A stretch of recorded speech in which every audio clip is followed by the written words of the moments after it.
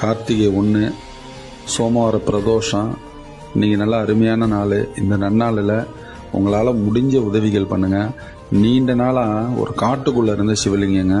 அந்த சிவலிங்கத்தை எடுத்துகிட்டு வந்து அதை ஷெட்டு போட்டு அதுக்கு தேவையான பீடங்கள்லாம் வச்சு சுவாமிக்கு ஆவுடையார் பிரம்மபாகம் உடஞ்சிருந்துச்சு. ஒரு சில நல்ல உள்ளங்களின் உதவியோடு அந்த ஆவுடையார் பிரம்மபாகம், நந்திய பெருமான், பலிபீட சிலைகள்லாம் புதுசாக நம்ம செஞ்சு இன்றைக்கி தான் அந்த பீடங்களில் சுவாமியை தூக்கி வச்சு எந்திர ஸ்தாபனம் பண்ணியிருக்கோம்.